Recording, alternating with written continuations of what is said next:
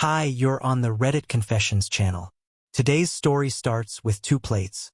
One full, one untouched, and a silence so thick, it might as well have had a voice.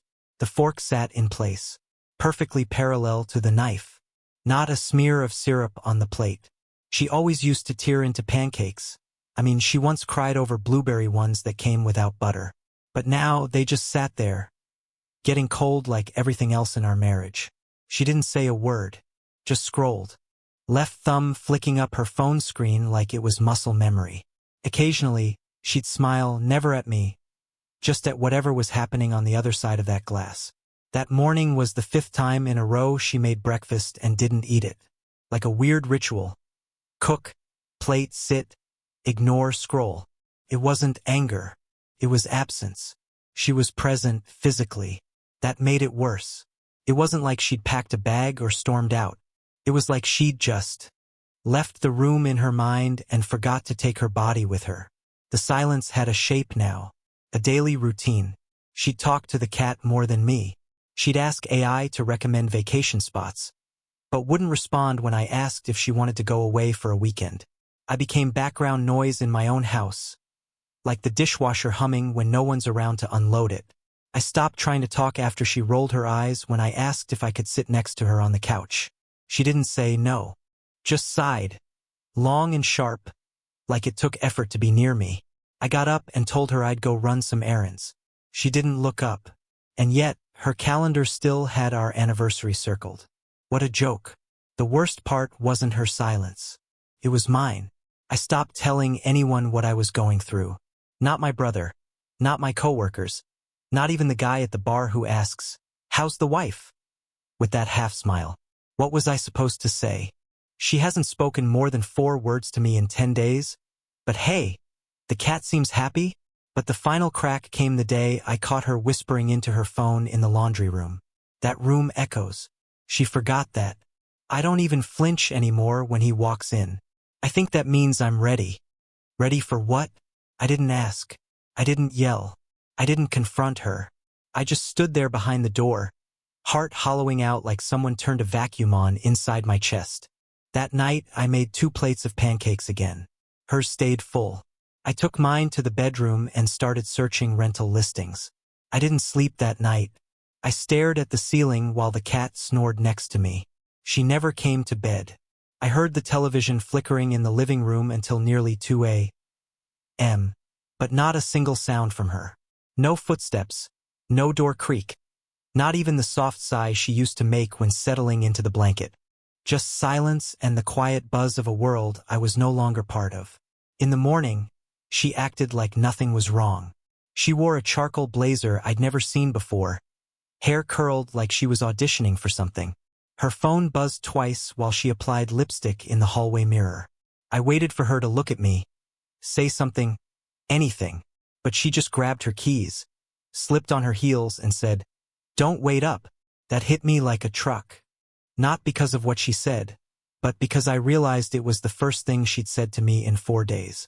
For days of silence, broken only to tell me that my presence was no longer needed in her world. I followed her. I know that sounds pathetic, but I had to know what she was ready for. I didn't even change out of my hoodie and slippers. Just threw on a jacket and trailed her car in mine like I was a low-rent private investigator.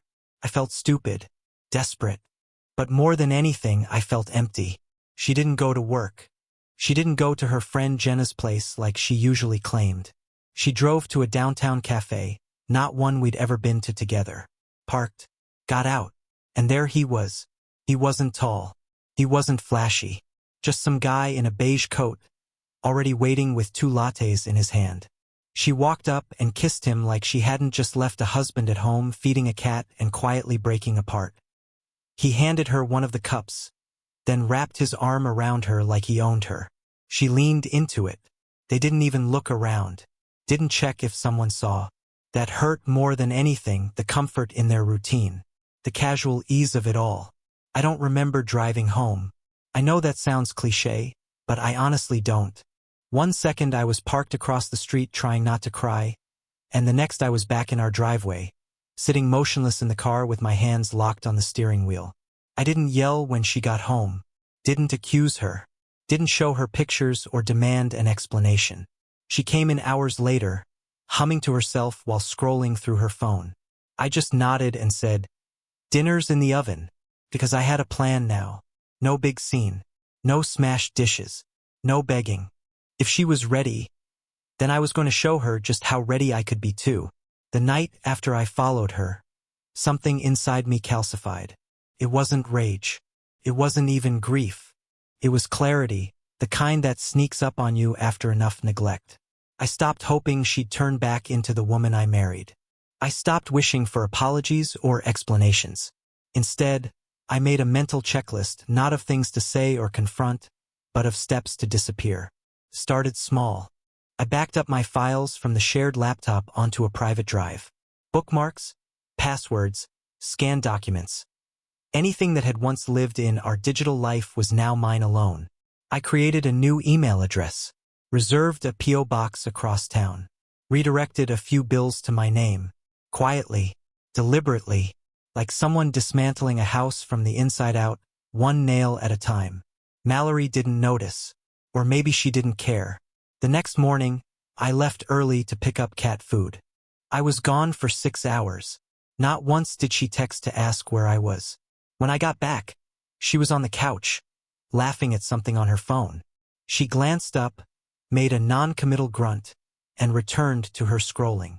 I could have walked in with a broken leg or a shaved head, and she wouldn't have flinched. That night, I tested the bank account. Just a tiny transfer, nothing suspicious. When it went through, I knew she hadn't locked me out. Not yet, at least. I set up a second checking account in my name only and began slowly funneling money away.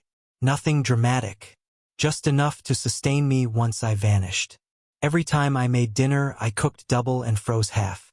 I started labeling the containers with made-up meals so she wouldn't notice. Lentil stew.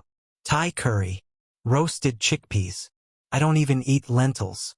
But if she ever went through the freezer, I wanted her to think I was just being weird again, not preparing survival rations for a future she wouldn't be in. Then came the photos. No, not those kinds of photos. I mean the framed ones. Wedding pictures, vacation selfies, our 10th anniversary in Charleston. I didn't take them down. I didn't smash them in some emotional outburst. I just replaced them, little by little. A shot of a forest trail here. A painting print there. I made it look like she was redecorating. That's how little attention she paid. By the time I was done, there wasn't a single picture of us left in the living room. It looked like a rental staged by a real estate agent. She still hadn't noticed. One night, as we sat in silence on opposite sides of the couch, I saw her texting someone again, smiling the way she hadn't smiled at me in months. And it hit me. She'd already erased me from her heart. She just hadn't bothered to tell me. Or maybe she assumed I'd be too spineless to leave. But I was almost ready. The only thing left was the hardest part. Telling no one. Not my mother. Not my coworkers. Not even Lucas, my oldest friend who always said, "You guys are the perfect couple." I couldn't risk someone slipping. If this was going to work, she had to believe I'd simply vanished. Because when you live in a house full of silence, sometimes the only real power left is choosing when to become the ghost. It was supposed to be just another evening of pretending we were still a couple. I had made dinner, roasted vegetables, and garlic chicken. Not because she liked it, but because I did. She didn't even glance at the table. Said she'd already eaten. Even though I hadn't heard the fridge open once, she walked past the food, grabbed a bottle of white wine, and disappeared into the bedroom with her phone. Probably FaceTiming him again, whispering about how she was trapped with me. I didn't follow. I didn't need to. I sat alone and ate slowly, letting the silence stretch. There was something poetic about the way the knife scraped against the plate. That night, I opened a drawer I hadn't touched in months. The one where we kept all the random junk. Old mail, coupons, expired movie tickets, a couple of chargers we never figured out what they belonged to. I wasn't looking for anything. I think I just needed a reminder that some things never change. But then I saw it. A crumpled dry cleaning receipt jammed between two envelopes. It wasn't mine. I hadn't dry cleaned anything in over a year. The receipt was dated last week. Her name was on it.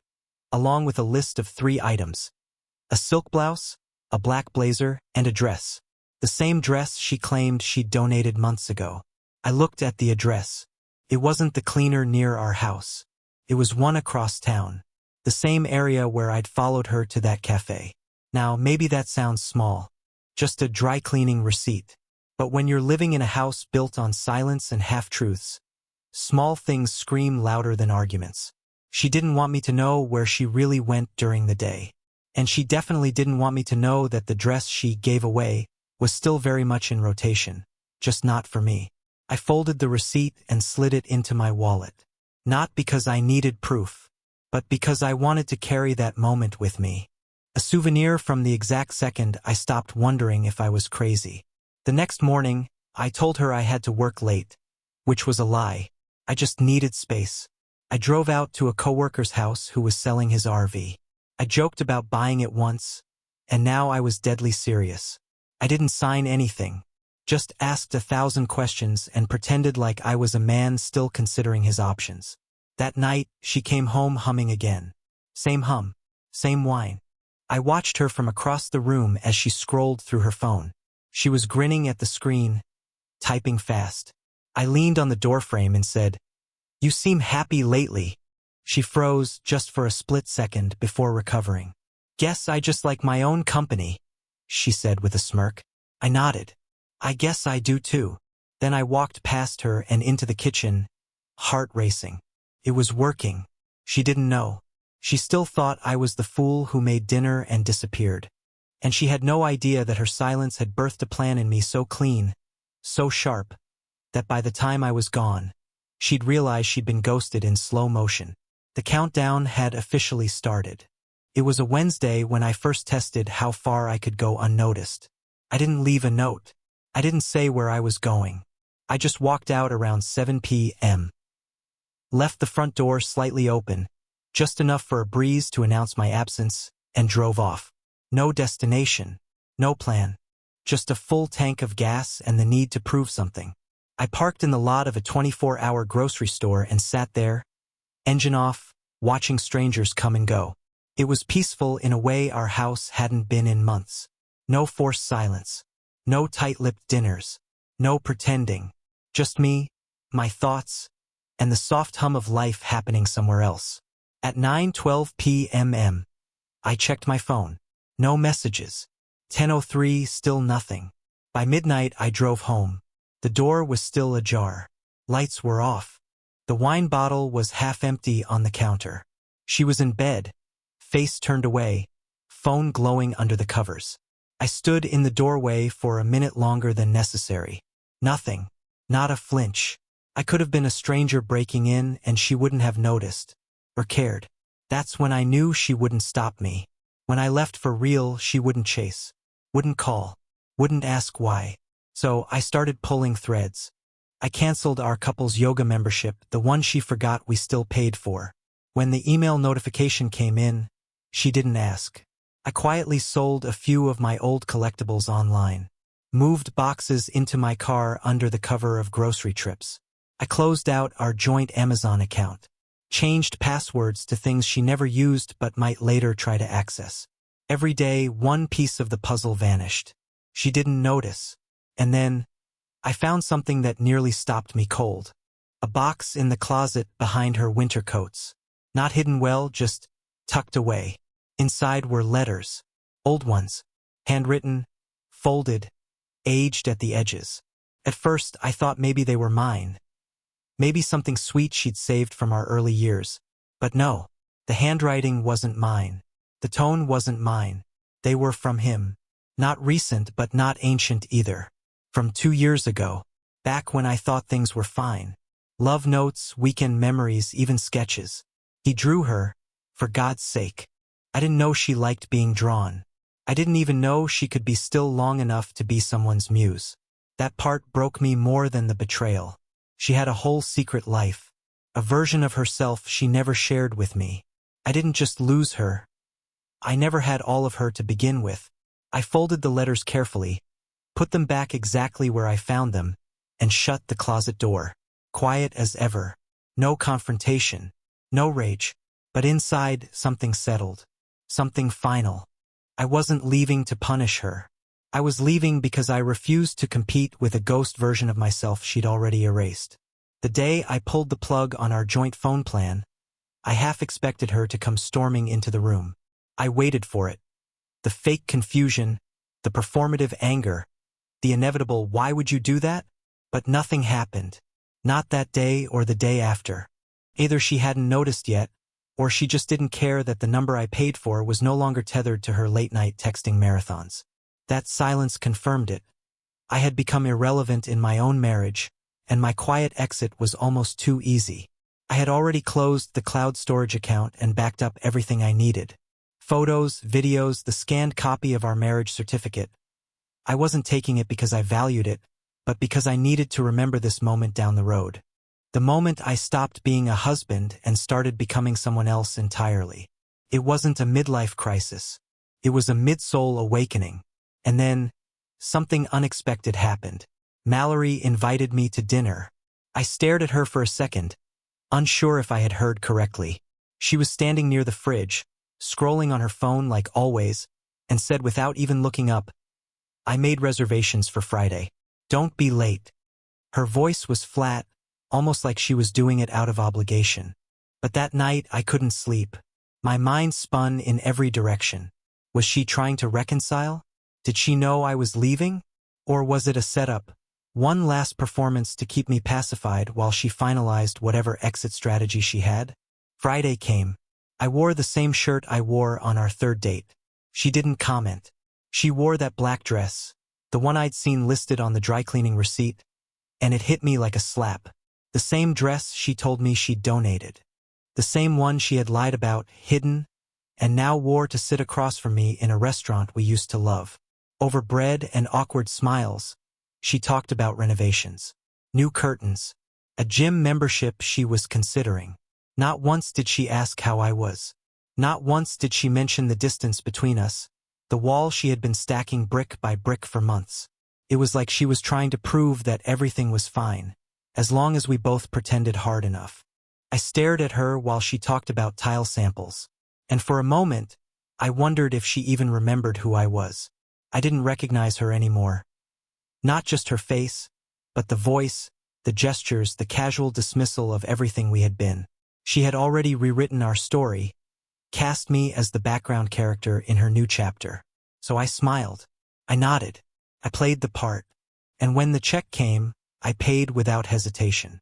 But instead of signing the receipt, I slid a folded envelope across the table. She looked confused. "What's this?" "Just something I've been meaning to give you," I said calmly. Inside was a simple note. "You stopped talking, so I started listening.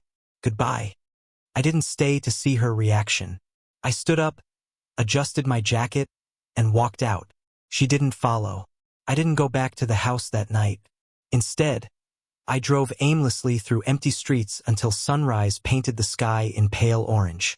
Gas stations, closed diners, and quiet neighborhoods blurred together like a film I'd already seen too many times. Every mile felt like an unspoken goodbye to a life I no longer recognized. By the time the city woke up, I was parked at a storage facility on the edge of town, signing a rental agreement under my new email address. One key, one padlock, one clean space to hold what little of me was left. Inside the unit, I stacked the boxes I'd been sneaking out of the house for weeks. Tools, books, old journals, a few clothes, even my grandmother's watch that Mallory never noticed I'd taken off the nightstand. I stood there staring at the neat little pile, realizing this was all I had managed to salvage from a marriage that once felt endless. The silence of that concrete room was different from the silence of our home. It didn't hurt. It was mine. When I finally drove back, the street looked the same, but the house felt foreign. The curtains she had picked were drawn tight. Her car was gone. The front door creaked like it was warning me.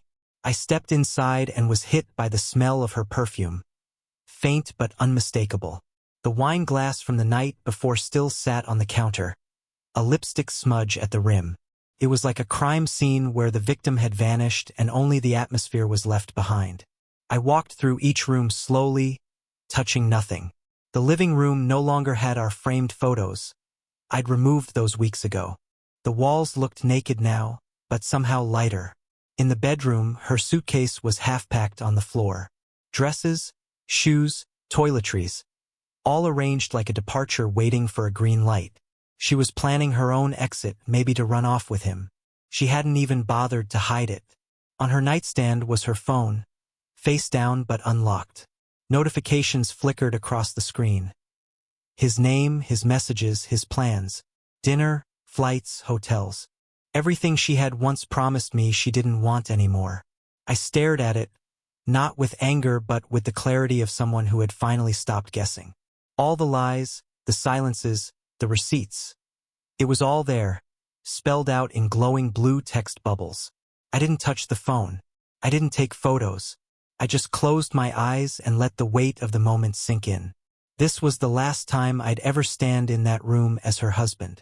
This wasn't a home anymore. It was just a set of walls she happened to occupy between meetings with someone else. I went to the closet, grabbed my jacket, and headed for the door. For the first time in months, I didn't hesitate. The door clicked behind me like punctuation at the end of a sentence. Outside, the air felt different, sharp, real, alive. For the first time, I felt the silence shift from suffocating to liberating. She hadn't noticed yet, but when she walked back into that house, she'd find it empty of me. No staged fight, no messy goodbye, just a hollow space where I used to be. And for once, the silence would be hers to sit with. 2 weeks later, I was sitting on the steps of a quiet lakeside cabin I'd found through a friend of a friend. It was nothing fancy. Creaky floors, mismatched furniture, and spotty cell service. But it had something our home never truly did: peace. Real, breathable, heart-healing peace. I hadn't told anyone where I'd gone. No posts, no updates, just a handwritten note mailed to my lawyer with instructions to finalize the divorce, and a key to the house I'd left behind. I imagined her walking in that day, seeing the empty drawers, the half-burned candle on the kitchen table, the quietness no longer shared. Maybe she was relieved. Maybe she was shocked. I'll never know. She never called, never texted, just like I expected. But something surprising happened. I started laughing again. Not right away. The first laugh came when I nearly burned my dinner in the fireplace and had to eat half-raw potatoes with peanut butter. It was ridiculous, but it was mine. My moment, not filtered through tension, or side eyes, or quiet resentment. I found myself waking up early, walking trails, rediscovering the strange things I used to enjoy. Sketching, journaling, making weird playlists. I even started talking to strangers, an older couple at the local diner, a bartender with a dog named Mabel, a boy who sold wildflowers on the road and insisted I take two. I began to realize I wasn't just surviving without her. I was growing. The man who tiptoed around his own home, scared of the next eye roll or sigh, was gone, replaced by someone who finally understood that love without communication isn't love at all. That being alone in peace is far better than being together in silence. And maybe the biggest surprise of all? I didn't hate her. No revenge. No bitterness.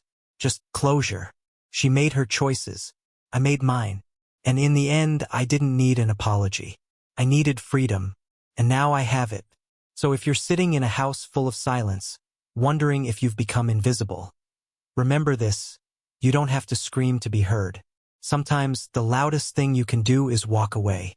What moment in this story hit you the hardest?